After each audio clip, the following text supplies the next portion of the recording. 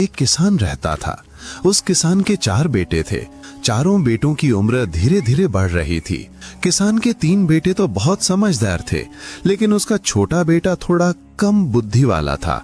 मगर उसमें एक खास बात थी, जितना वो समझ में कमजोर था, शरीर से उतना ही ताकतवर और तंदुरुस्त था। एक दिन किसान ने सोचा, मेरे तीनों बेटे समझदार हैं, अपना गुजारा किसी न किसी तरह कर ही लेंगे, लेकिन ये छोटा बेटा जिसकी अक्ल कम है, इसकी कमाई का मुझे सच में डर है। बहुत सोच विचार के बाद उसने तय किया कि क्यों ना इसे पहलवानी सिखा दूं, वैसे भी इसका शरीर पहलवानों जैसा ही है।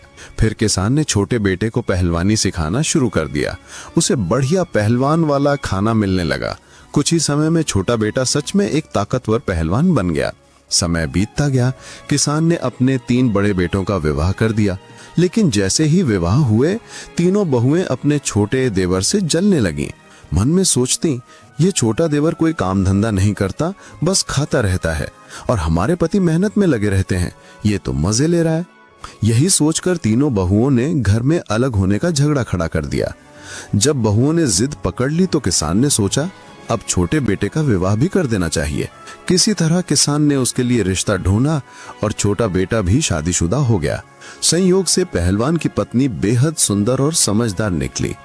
आसपास के इलाके में उसके जैसी सुंदरता वाली कोई स्त्री नहीं थी। विवाह के बाद किसान ने चारों बेटों को अलग अलग कर दिया ताकि घर में झगड़ा न रहे।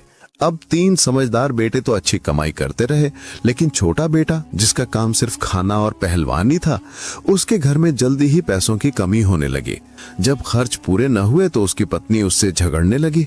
वो बोली, तुम कोई काम नहीं करते, दिन भर पड़े रहते हो, ऊपर से खाने में भी बढ़िया चाहिए, ऐसे हमारा गुजारा कैसे होगा। दोनों में रोज झगड़े होने लगे, लेकिन क्योंकि पत्नी समझदार थी, उसने एक दिन सोचा और बोली, तुम राजा के पास जाओ और कहो कि मुझे नौकरी चाहिए। पहलवान चौंक गया। नौकरी? मुझे तो कुछ आता ही नहीं, बस कुश्ती लड़ सकता हूँ और खा सकता हूँ, राजा मुझे नौकरी क्यों देंगे? और दी भी तो मैं करूँगा क्या? पत्नी ने कहा, वो सब मुझ पर छोड़ दो, जैसा कहूँ वैसा कहना। तुम राजा के पास जाओ और बोलना कि मुझे ₹1,00,000 वाली नौकरी चाहिए, और ये मत बताना कि तुम्हें कुछ नहीं आता। पत्नी ने उसे समझा बुझाकर राजा के दरबार भेज दिया। पहलवान उदास मन से दरबार पहुंचा। राजा ने उसे देखा, इतना ताकतवर आदमी, और पूछा, तुम किस लिए आए हो? पहलवान बोला, महाराज, मुझे नौकरी चाहिए। राजा ने पूछा, क्या काम कर सकते हो? पहलवान ने वही कहा जो पत्नी ने सिखाया था। महाराज, ऐसा काम जो आपके पूरे राज्य में कोई न कर पाए, वो काम मैं कर लूंगा, लेकिन इसके बदले में मैं ₹1,00,000 का वेतन लूंगा। राजा हैरान हुआ। ₹1,00,000 वाली नौकरी? मंत्री, पहले पता करो, क्या हमारे किसी पूर्वज ने ऐसी नौकरी दी है? मंत्री ने पुराने दस्तावेज निकाले और बताया, जी महाराज, आपके दादा ने भी एक बार ₹1,00,000 वाले को नौकरी दी थी। ये सुनकर राजा बोला, तो ठीक है, हम भी रख लेते हैं। राजा ने पहलवान को ₹1,00,000 का कर्मचारी बना दिया और कहा, जब जरूरत होगी बुला लेंगे, तब तक मेहमान घर में रहो। पहलवान राजसी मेहमान घर में खूब आराम से रहने लगा। उसी दिन से उसे ₹1,00,000 वेतन मिलने लगा। वो रोज पहलवानी करता, घूमता, खाता और सो जाता। समय बीतता गया। एक दिन राजा और मंत्री ने कहा, तुम कई दिनों से घर नहीं गए, चलो तुम्हारे घर भी देखते हैं, हम भी साथ चलेंगे। पहलवान मान गया और उन्हें लेकर अपने गांव पहुंचा। घर पहुंचते ही पहलवान की पत्नी ने देखा कि राजा और मंत्री आए हैं, तो उसने स्वादिष्ट भोजन बनाया और खुद परोसा। यही वक्त था जब राजा की नजर उस पर पड़े। वो वाकई बहुत सुंदर थी, इतनी सुंदर कि राजा की अपनी रानी भी उसके सामने फीकी लगती। राजा और मंत्री भोजन कर लौट गए। राजा ने रास्ते में ही मंत्री से कहा, मंत्री जी, पहलवान की पत्नी कितनी सुंदर है, हमारी रानी भी उसके सामने कुछ नहीं। मंत्री बोला, सही कह रहे हैं महाराज, लेकिन क्या किया जाए, किस्मत किसकी कहाँ चमक जाए, किसी के भाग्य में सोना तो किसी में मिट्टी भी नहीं। राजा बोला, मंत्री जी, हम उस पहलवान की पत्नी को पाना चाहते हैं, कोई तरीका बताओ, हमें क्या करना चाहिए? मंत्री बोला, महाराज, मुझे थोड़ा समय दीजिए, मैं कोई न कोई उपाय सोचकर आपको बता दूंगा। और उसी दिन से राजा और मंत्री पहलवान की सुंदर पत्नी को हड़पने का षड्यंत्र रचने लगे। कुछ समय बाद महाराज की माता राजमाता अचानक बीमार पड़ गईं। राजा ने बड़े बड़े वैद्यों को बुलवाया, लेकिन कोई भी उन्हें ठीक नहीं कर पाया। एक दिन एक नया वैद्य आया। उसे देखते ही मंत्री के मन में एक योजना बनी। ये वही मौका है जिससे पहलवान को उसके ही जाल में फंसाया जा सकता है। उसे याद था कि पहलवान ने कहा था कि जो काम कोई नहीं कर सकता वो मैं कर सकता हूँ।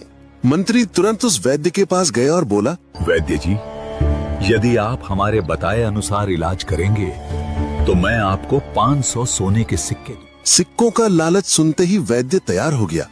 बोलिए मंत्री जी, मुझे क्या करना होगा? मंत्री बोला, राजमाता के इलाज के नाम पर राजा से ऐसी चीज मांगना जो कहीं भी न मिले। वैद्य लालच में आकर बोला, मंत्री जी मैं ऐसा ही करूंगा।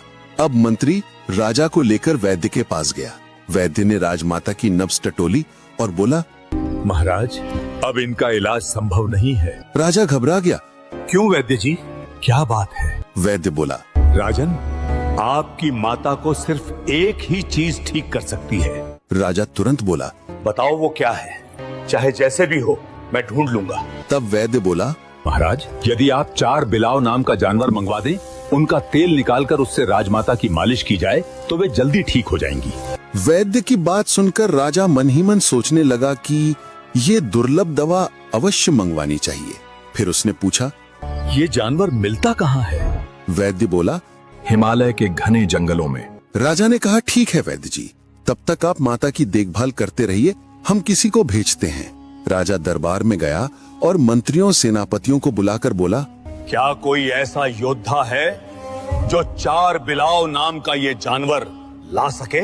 ये सुनकर कुछ समझदार लोग बोले, महाराज, ये बिलाव क्या होता है? हमने तो ऐसा नाम कभी नहीं सुना। राजा ने जवाब दिया, ये एक विशेष प्रकार का जानवर होता है, हिमालय में रहता है। राजा के बोलते ही पूरा दरबार चुप पड़ गया, क्योंकि सच ये था कि ऐसा जानवर किसी ने कभी देखा तक नहीं था। राजा ने मंत्री की ओर देखा और कहा, मंत्री जी, ऐसे तो काम नहीं चलेगा। राजमाता को बचाने के लिए बिलाव लाना ही होगा। मंत्री तुरंत बोला, महाराज, जो पहलवान हमारे यहाँ बिना काम किए सालों से वेतन ले रहा है, वो किस दिन काम आएगा? उसे ही